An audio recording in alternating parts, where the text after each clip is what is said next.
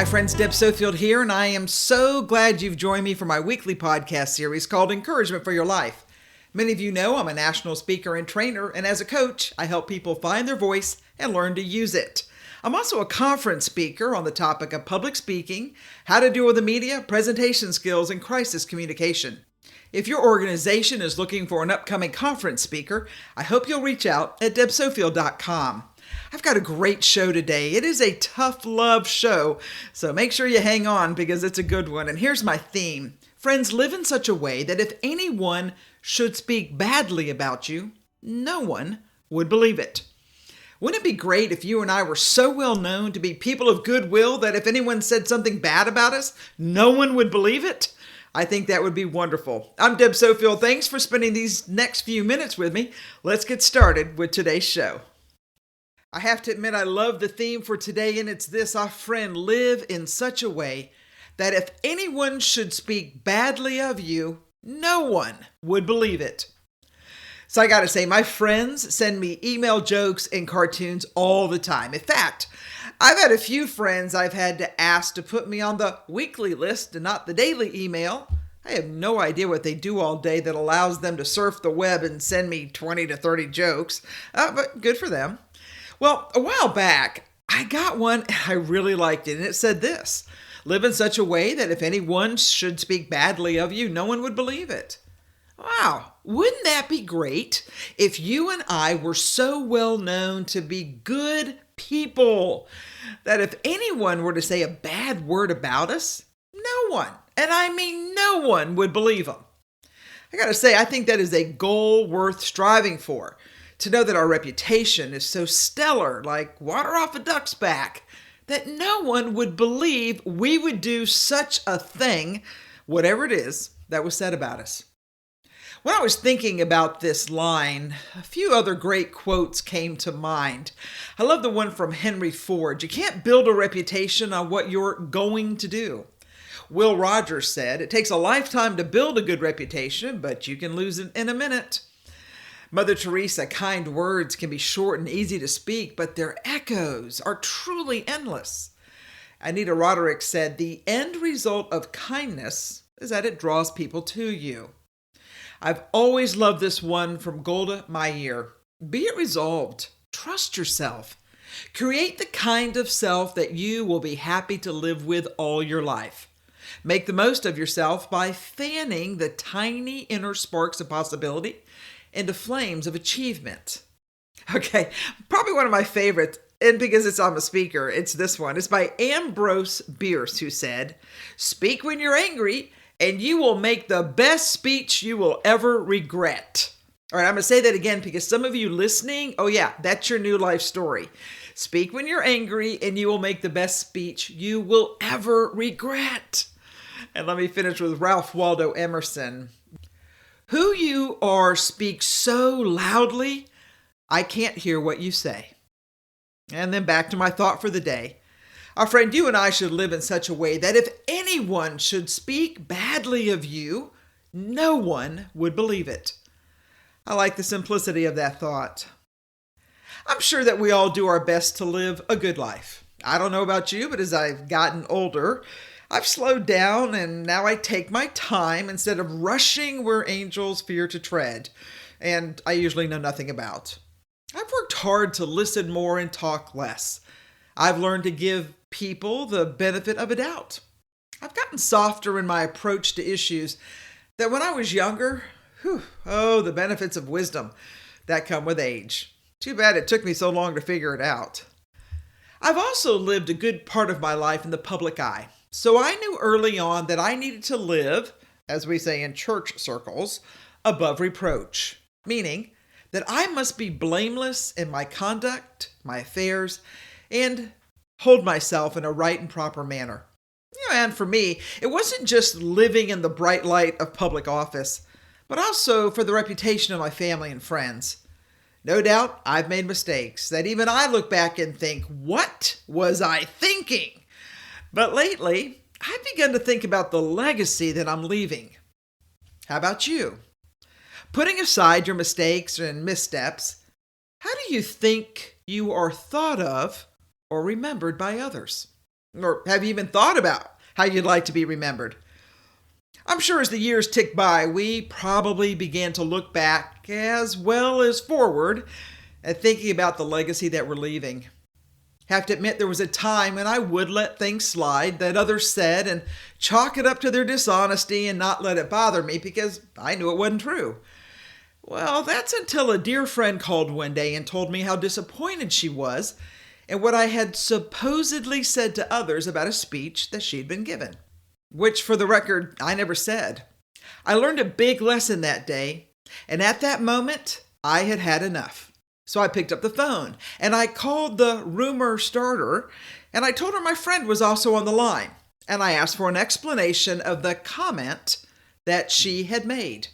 To which she began sputtering and backtracking, and ultimately admitting that, well, it wasn't what was said, but she thought she heard, so maybe she misunderstood, and, really, it's not a big deal, she was just joking. After the truth came out, my friend apologized for not being secure enough in our friendship to know I would have never said anything unkind about her to others.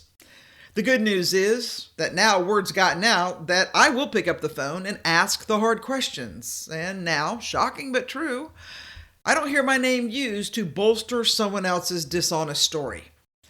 Making that call that day, really now years ago, was worth protecting my good name and the reputation of my friend. Now, truthfully, I'll admit my feelings were a little bit hurt because I would have thought that my actions of live in such a way that if anyone speaks badly of you, no one would believe it, would have spoken for themselves. Which brings me to my thought that even though we strive to live a positive life and be good people, sometimes even our friends will fail us on this matter because, well, for some, they just find it hard to trust. Now, my friend and I are fine today. In fact, our friendship is a bit stronger, probably because of what happened. But truthfully, in an odd way, we were both rocked by that incident years ago, and it made it clear to both of us the value of living at peace and harmony is really the best way to live. And I'll add, it made it clear that our years of friendship was worth fighting for. I will tell you, I learned 2 big lessons that I'd like to share with you. The first lesson is, sometimes, when a friendship or a business deal or a project is on the line, whether it's a friend or a client, or you're simply being questioned or your reputation is being bumped up against, you have the right, and I'll go so far as to say you have the responsibility to speak up and take action against those who are doing damage to you and to others. In today's world, you cannot allow others to do harm to you or your friends or family. Just because someone talks too much, or they want to be funny or hurtful in an odd sort of way, or they simply want to be the center of attention, or maybe they just want to feel like they were important to someone else. So they repeat what they think they heard, or they make up gossip and lies. In our cancel culture environment, I think many times it's wise to speak up and defend your honor, your name, your family, and your friends. Because if you don't, no one else will. The second lesson I learned very quickly that day was if it is worth fighting for, my friend, fight hard. My friend didn't expect me to pick up the phone and make the call to the offending chatterbox. Had I been wrong, she would have accepted my apology and we would have been fine. But the fact is I wasn't wrong. And I wanted her to know that, and that was important to me. Now, I'm pretty sure the offender never expected me to call her out for what she had said, but I wasn't about to be wounded because of her selfish actions, and neither should you be, because sometimes we have to fight for our good name and reputation. Like you, I really don't know why people feel the need to tear others down. Frankly, it doesn't build anybody up, and it just does damage to everyone involved, including the one who told the mistruth. And that's a nice way for saying they lied. I always find it interesting when somebody calls in a huff or a fury, and then they finally listen to the truth and they realize they've made a pretty bad error of judgment by their immature behavior. But the truth is, come on, that's on them. That's not on you or me. It's their immaturity, their sensitivity. Frankly, it goes to their lack of self-worth, and they hide behind their bluster. It really is a reflection that something's broken on their end. And unfortunately, you and I can't fix it, and we don't have to take it. And I'm here to tell you, as your friend and coach, you shouldn't take it. Sometimes you need to respectfully fight back. Okay, so I know today's topic is a little unusual for your weekly encouragement for your life section. However, if you want to be an encouragement to others, sometimes you've got to let them know that you'd stand up for them. You'll defend them, and you will not allow others to tear them down behind their back. Whether it's a friend, a family member, a colleague, or a desk mate at work, I truly believe that everyone is hoping that someone will be on their side and stand up for them against all odds or lies. Listen, I know it sounds like high school all over again, but it's obvious that some people never graduated because it seems everyone is so sensitive nowadays, and goodness knows everyone's offended by something real or imagined. So, sometimes, to save your reputation, leave a legacy of standing up for others, we need to come out swinging, not only to protect those we love and care for, but to protect our good name and legacy. I would dare say if I were to ask you to name someone in your past who stood up for you, you can think of that person. Maybe you're thinking kindly of them, versus the person you know could have stood up for you, and they didn't. They slinked away because they were too weak, too shallow, too unhappy in their own sad sack life to do the right thing. We've all got people in our life just like it. Here's the truth. Your reputation matters. And if you plan to leave a legacy, you and I need to keep working on our reputation, so if anyone should speak badly of us, no one would believe it. All right, so how do we work on our reputation? Well, I've got a lot of rules, so I want you to stay for the whole show, but here's a few that you and I could just remember. And yes, I know I am reminding you of the obvious. All right, number 1, tell the truth. 2, keep your word. 3, pay your debts. 4, be loyal. 5, show compassion. 6, put your family first, even the ones you don't like. 7, make right things that are broken. 8, give credit where credit's due. 9, always do the right thing even when no one is watching. And number 10, be good and kind to others, including animals. Why? Because I think it's important that we live in such a way that if anyone should speak badly of us, no one, and I mean no one, would believe it. I'm Deb Sofield. Believe it or not, this is encouragement for your life. Stay tuned. I'll be right back after the break. Hi, I'm Deb Sofield, author of the book, Speak Without Fear. Hey, if you've ever needed help in crafting the right message for shareholders' address or a national sales meeting or a conference call, call me. I can help you craft your message for success. If you're in leadership or you would like to be, you know how important it is to be able to present well. I'm a national speaker and an executive speech and corporate presentations coach. As your speech coach, I'll work with you to create the right message. We'll polish up your natural talents and gifts that will leave people talking about your presentation long after it's over. If you need help crafting the right message, or if your staff or sales team needs a class on public speaking skills for today's market, call me. I'd like to be on your team. I'd like to be your coach. Contact me through my website, debsofield.com. That's debsofield.com. Hi, everybody. Welcome back. I'm Deb Sofield, and you're listening to Encouragement for Your Life. Let's continue on with today's show. So as I was looking for information, I came across a really interesting article by Joshua Becker, and he has a website called Becoming Minimalist.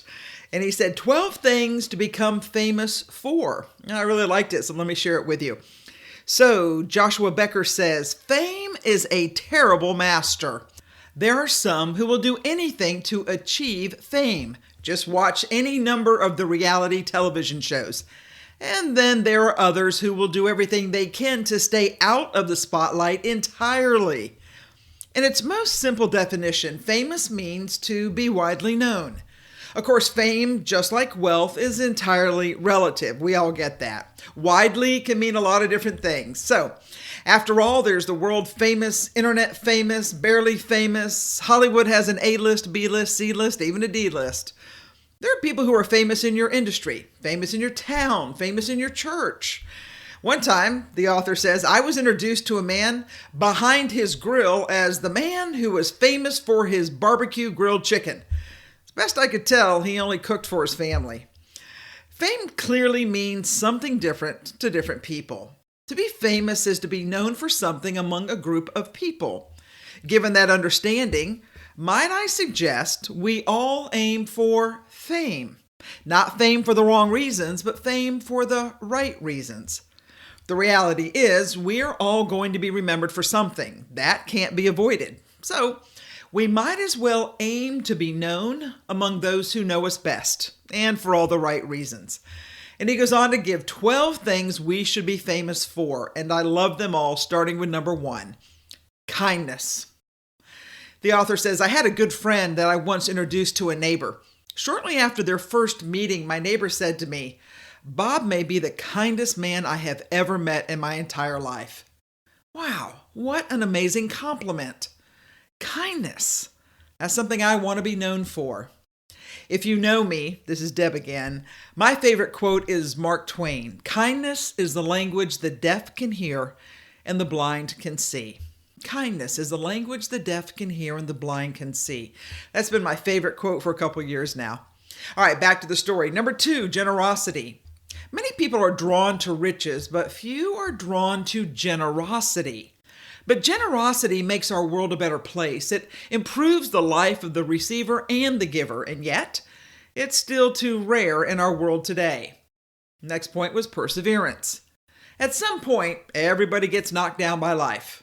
Staying upright through it all is not just the final measure of a person. Getting back up and remaining persistent in the face of a trial, that is perseverance. And that's a trait worth being known for. The next one is faithfulness. To be known at the end of my life for being faithful to my wife, my kids, my obligations is among my loftiest pursuits. I may be known for many things, the author says, but I would trade them all to keep that as his reputation. His next one is empathy. Empathy is the ability to understand and share the feelings of another. And being known for empathy lays the foundation for countless good deeds in the lives of others. I love his next point, intentionality. Our lives and resources are limited. Intentional with our time, our money, and our responsibilities is an important pursuit, and those who discover it are highly regarded. The next point is cheerfulness. If you're known as a person who lights up a room and spreads genuine joy wherever you go, you have reached an amazing level of fame. The next point is selfless. There is more than one way to achieve many of the items on the list. Someone who is kind, empathetic, and generous. Some may even be achieved for selfish gain. But the only way to be known for selflessness in the long run is to be genuinely selfless. I love the next point, encouraging. I love the idea of being an encouraging person. An encourager by default cheers for the other person. They're not interested in winning at every cost. Quite the opposite, in fact. They want to see everyone win and work towards that end. As a result, people who are encouraging are usually beloved by many. He also goes on to say contentment. A contented life is enjoyable, desirable, and admirable. And those who don't have it desire it and are impressed with those who have achieved it. His next point is peacemaking. If we need anything in this world today, we need more peacemakers. Blessed are you if you become one. And his final point is number 12, loving. The old saying goes, but the greatest of these is love. Become famous for loving others and you will never regret it. Fame as defined by society is fleeting. It's a terrible master. But there is still the reality that when our lives are over, we will be remembered for something. So, make it something worth being famous for. I have to admit, I like that article by Joshua Becker. I thought he had a lot of good points that we could all work on as we grow in our daily life to be the person we were born to be. As I continue, I came across kind of the big ideas from a woman named Peggy Pepper. And I found this online, and she says, hey, what do you want to be known for? And that's probably something we should all stop and think about as our lives continue on. Friend, what do you want to be known for? She goes on to say, what adjective do they always put in front of your name? What adjective do you think always describes you? To your face or behind your back? And is there a difference? Do you know? What is Velcroed to your name? Our lives create that adjective, cemented in the minds of others, used to describe us, even when we might not know it. For most of us, it doesn't come like an award like an Oscar, or some title we were born into like a princess, or an office we have to run for like, water commissioner. It comes from behaving a certain way consistently over time. So now answer the question, my friend. How and what would you like to be known for? So I came across an article from Matt Wilson, and it's on a website called Under 30 CEO, and it falls right in line. He says, I want to be known as a guide who elevates people to be their best self, a leader who challenges people to achieve more than they ever thought possible, a mind that dreams bigger than people think is realistic, creativity that makes people scratch their heads perplexed and say, I wonder how he did that. Being an individual that helps others recognize their purpose and inspires them to believe they can make a difference, because they can. A developer and coach of the world's top talent. I like that one. A leader who breeds creativity, empowerment, and innovation among the followers. One who creates an environment where people feel respected, want to work hard, and feel comfortable to be themselves. I want to challenge people to move out of their own way to fulfill their maximum potential, their life calling, their purpose. I want to be known for my tenacity, resilience, and ability to relate to almost anyone I come in contact with because of my background and my story. A hard worker, one who always gives 100% even when there may be nothing else to give. The individual that always believes that there is a will, there's a way. The visionary who is able to connect strategy, mission, and purpose to achieve results. The coach who helps people accurately diagnose and create a plan of action that yields more than they ever knew they were capable of achieving. A leader who lives by the motto, be the leader you would follow. A fellow human being who walks and experiences the journey alongside all of our friends and family. I came across that as I was studying, and I had to admit, so many of these are who I want to be. That's the life I want, and the gifts I'd like to give to others. So it was real interesting. Glamour magazine asked different people of different ages, what do you want to be remembered for?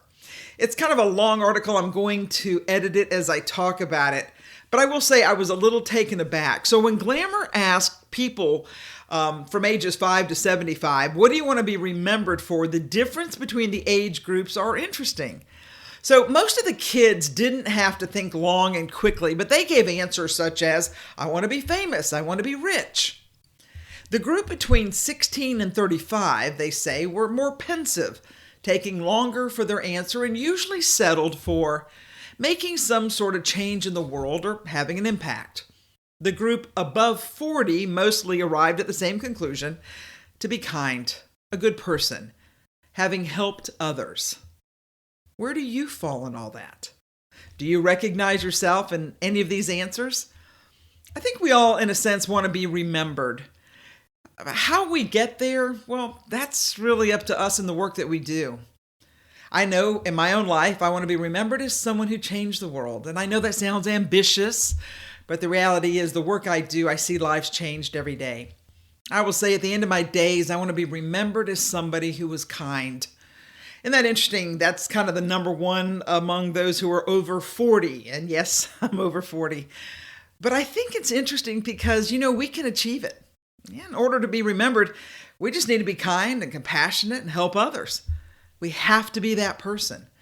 And because I believe so many listening are that person, I don't think it would be too hard to achieve that. And think about this. You and I, starting today, we can start leaving the legacy that we've always thought about, the legacy that we want to be remembered for, the legacy not just of leadership, but of kindness and caring and responsibility, the things that we will be known for long after we're gone.